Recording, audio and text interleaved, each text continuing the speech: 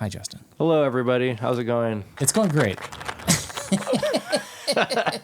I love how that clapping is now baked into the video. Oh, yeah, it's great. So We I love literally it. couldn't even get rid of it if I wanted to. I mean, why would you want to do that? It's so much louder than you're talking. Hey, my name is Dean Lamb, and I play in the technical death metal band Archspire from here in Vancouver, BC, Canada. Welcome to my YouTube series where I take lessons from insane guitar players. And in this episode, I'm pumped to be learning from Justin McKinney.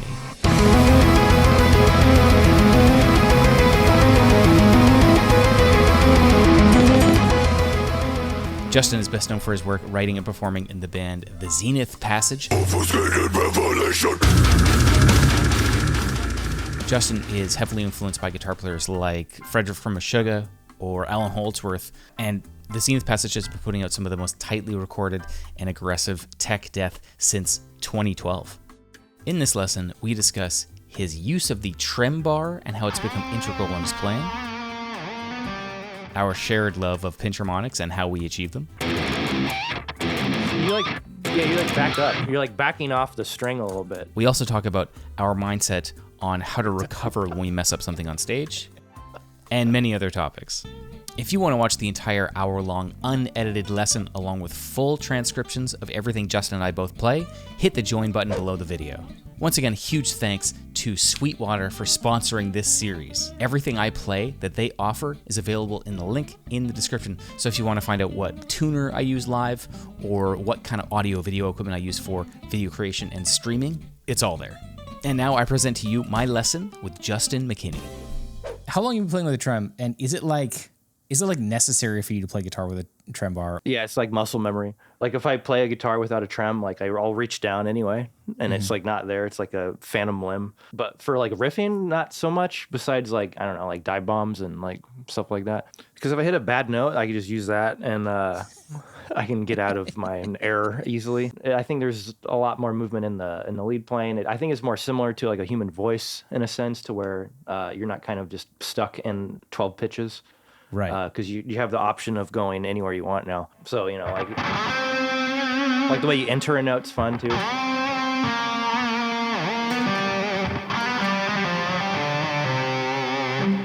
I guess that's probably like my concern when I'm writing a lead, is like, how do I like make this sound as human as possible in a way. I like these. I mean, I think everybody likes these. Like, I have a 5-note shape, and I can plug those into kind of wherever I want. And the same thing with, I like those a lot too. Do you have anything like that? Because I mean, drop tuning is great for that. Yeah, it's like one of the motifs in Lux Contagion is that shape and just that descending pattern. But also like there's like an exercise I kind of developed.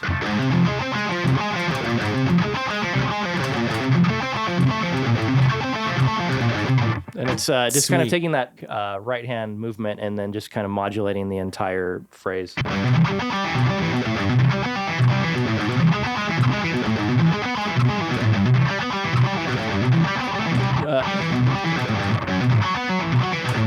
It just kind of helps you understand like how to move your right hand around a little more. And I think like arpeggiation in like a rhythmic context is kind of underused a little bit in metal. You know, a lot of arpeggiation is obviously in lead playing, but it's like if you use it as in a sequence, it's in like a metal context. I think it's pretty interesting. The angle of your pick during heavy sections seems very intentional. So do you have like a pick scrape preference when it comes to like playing rhythm stuff? And like, do you also do that for leads? I think since we're tiptoeing around a lot, playing this fast music, it's like when you really want to like make a part count, you like want to play like you're upset, you know, like you're pissed off. You want to play with some like conviction. So like I really kind of dig in with my wrist more. Right. Because I don't really use my wrist too often. I'm more like kind of like fidgety with my fingers, kind of just tiptoeing around a lot.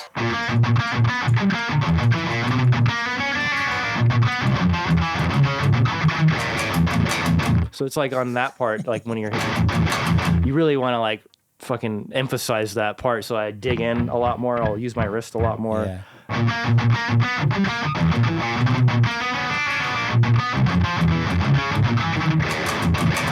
Because you just want to make it count where it needs to count. In terms of like my technique, I'm really laying into it with my wrist, and my pick slant it's like kind of curving this way. Yeah. And I'm like my thumb is just kind of locked like that Right. during that part. Because Yeah. a lot of the time I'm like doing this Yeah, to like scalpel picking, navigate a lot of stuff, like picky guys, the little scoopers. Little scoopers. Yeah, I call them scoopers. Oh, you do? Oh, nice. Okay, that's good. Yeah, it's my scoopers. Oh, okay. So you scoop around, and Yeah. then like when you really want to, piss someone off, you just dig into that sucker. No scoops allowed. No scoops. Yeah. Do you find it frustrating to play riffs at home in isolation and nail them and then go on stage, seemingly not be able to play them because in context you have 20 minutes music before it, 10 minutes music after it, you're gassed out, you're kind of like emotionally in a different spot, you're thinking about where you parked the van or what you're distracted, your endurance is shot or whatever. Like what is it like for you when you hit a really difficult part in your set? Do you compare it to yourself at home? Like before a tour, I try to make it as much as a live setting as I can because they're two different performances. Like when you get on stage, like you said, there's so many different variables at play. Like with obviously playing in front of people, like you're tired because you just had to load all your shit on stage and set it up, and now you have to play it, and it's like not easy music. For me, like I learned how to like kind of talk myself through parts, like just through going to school, and like learning like because I went to school for composition, and one of the requirements is where you got to actually like learn like repertoire on a classical guitar and play it in a jury, and their whole point is like to judge you, and it's fucking scary as shit. So like I like learned like, okay, remember this part, like you fucked up really bad. So like remember like to like try to adjust it here on like try to adjust your picking here to make sure you like execute that sequence properly this time so you don't fumble on the next part. So it's just like kind of having like mental notes, like walk yourself through, like having like this inner monologue of like if you suffer on one of these parts, like try not to suffer at least on this part because you fumbled more on this part.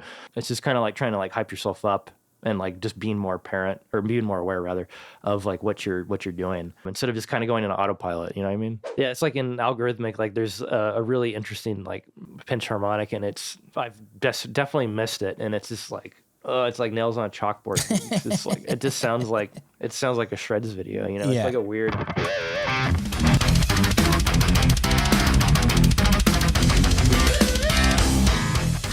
Oh yeah, that So it's one. like, yeah. Yeah, so it's like you got to like start a bend before the note even happens. So it's like you can get funky. But yeah, I fucked that up quite a bit. What's your pinch harmonic technique, and how do you get them, and what do you like about them? Pinch harmonic technique is just, I think it's pretty basic. It's just like you're using the flesh of your thumb. Yeah. Like I think you got to adjust your pick slant a little more to compensate. Right. I actually kind of take my thumb closer to the tip, and then I adjust my wrist a little more to compensate for the pick slant. So I can just kind of hit flesh immediately almost. It's interesting. You do a little bit different than I do. So if I was to do, I actually lean back. Oh, so you're using like, interesting. You're like using like your thumb tip almost. Yeah, I have Right? a large amount of open space there to get a pinch harmonic. So I'll play like this, and then I'll lean back to get them. And it's not like my pinch harmonic skill is not like 100%, but like it's enough to get by. If I had to point where mine, it would be right there. That's insane, dude. Yeah, I've it's right never there. seen that. Yeah.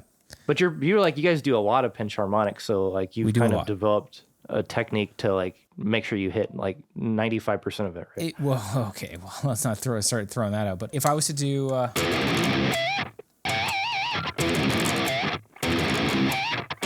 You like back up. You're like backing off the string a little bit. Yeah, You're like kind of cocking your wrist a little more too, it looks like. yeah, What's your sweet spot? Like in like if you use like your two humbuckers as like your spectrum of where to hit a pinch harmonic, where are you hitting on the in between the humbuckers? I would say right there, Oh, like close to the bridge. really close to the bridge. Yeah, Oh, interesting. yeah. Mine's like in the center almost. Well, I play a longer scale length than you, I guess that makes so sense. that might change it. Mine's my 25.5. 20. Yeah, I play 27. So but I mean, you're doing it here, where Like more in the middle, yeah. Like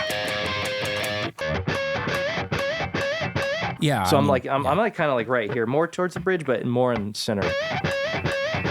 So what do you got going on? You guys got a tour coming up, right? Yeah, we have a Chaos and Carnage in May, and then we have another tour in September, October that's unannounced. Oh, but shit. we're playing New England Metal Fest. Oh, no way. Oh, yeah, the poster looks nuts for that show. Yeah, so many bands. We have a tab book. All those tabs through the good people at Sheet Happens, we just put out a complete guitar transcription of Data Elysium, our latest record. SheetHappensPublishing.com. Use code REDEEM for 15% off, I believe. That's amazing. Thank you so much for taking the time today. I appreciate you. I appreciate it. You're going to click on something now. You're hunting. There you go. Thank you. All right, buddy. Take care.